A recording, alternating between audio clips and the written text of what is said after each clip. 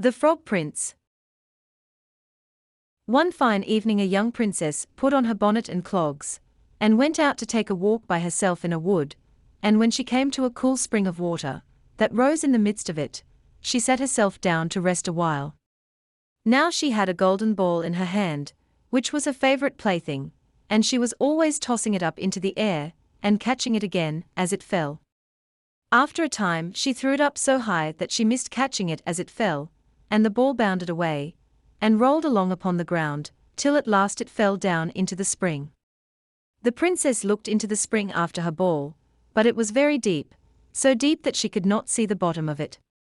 Then she began to bewail her loss, and said, "Alas! If I could only get my ball again, I would give all my fine clothes and jewels, and everything that I have in the world." Whilst she was speaking, a frog put its head out of the water, and said, "Princess, why do you weep so bitterly?" "Alas!" said she, "what can you do for me, you nasty frog? My golden ball has fallen into the spring." The frog said, "I want not your pearls, and jewels, and fine clothes, but if you will love me, and let me live with you and eat from off your golden plate, and sleep upon your bed, I will bring you your ball again." "What nonsense!" thought the princess. "This silly frog is talking. He can never even get out of the spring to visit me, though he may be able to get my ball for me, and therefore I will tell him he shall have what he asks." So she said to the frog, "Well, if you will bring me my ball, I will do all you ask." Then the frog put his head down, and dived deep under the water, and after a little while he came up again, with the ball in his mouth, and threw it on the edge of the spring. As soon as the young princess saw her ball, she ran to pick it up, and she was so overjoyed to have it in her hand again, that she never thought of the frog, but ran home with it as fast as she could. The frog called after her, "Stay, princess, and take me with you as you said." But she did not stop to hear a word. The next day, just as the princess had sat down to dinner, she heard a strange noise, tap, tap, plash, plash, as if something was coming up the marble staircase, and soon afterwards there was a gentle knock at the door, and a little voice cried out and said, "Open the door, my princess dear. Open the door to thy true love here. And mind the words that thou and I said. By the fountain cool, in the greenwood shade." Then the princess ran to the door and opened it, and there she saw the frog, whom she had quite forgotten.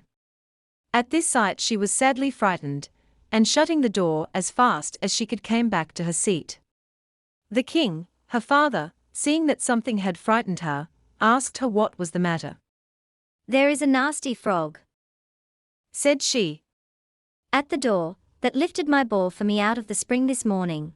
I told him that he should live with me here, thinking that he could never get out of the spring. But there he's at the door, and he wants to come in." While she was speaking the frog knocked again at the door, and said, "Open the door, my princess dear. Open the door to thy true love here. And mind the words that thou and I said. By the fountain cool, in the greenwood shade." Then the king said to the young princess, "As you have given your word you must keep it, so go and let him in."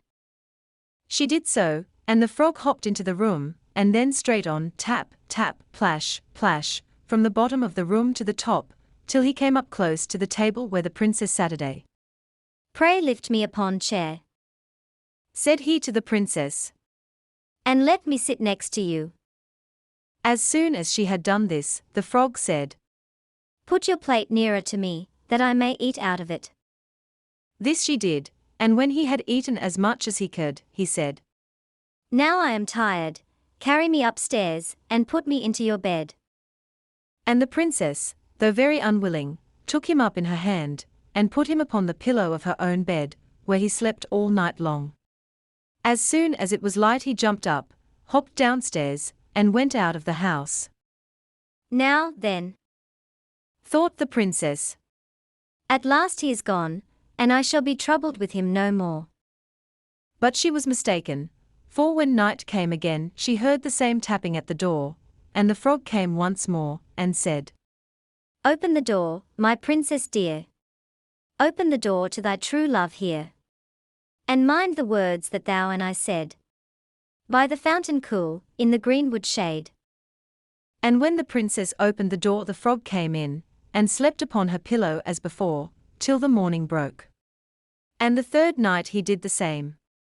But when the princess awoke on the following morning, she was astonished to see, instead of the frog, a handsome prince, gazing on her with the most beautiful eyes she had ever seen, and standing at the head of her bed. He told her that he had been enchanted by a spiteful fairy, who had changed him into a frog, and that he had been fated so to abide till some princess should take him out of the spring, and let him eat from her plate, and sleep upon her bed for 3 nights. You, said the prince, have broken his cruel charm, and now I have nothing to wish for, but that you should go with me into my father's kingdom, where I will marry you, and love you as long as you live. The young princess, you may be sure, was not long in saying yes to all this, and as they spoke a gay coach drove up, with 8 beautiful horses, decked with plumes of feathers and a golden harness, and behind the coach rode the prince's servant, faithful Heinrich, who had bewailed the misfortunes of his dear master during his enchantment so long and so bitterly, that his heart had well nigh burst. They then took leave of the king, and got into the coach with 8 horses, and all set out, full of joy and merriment, for the prince's kingdom, which they reached safely, and there they lived happily a great many years.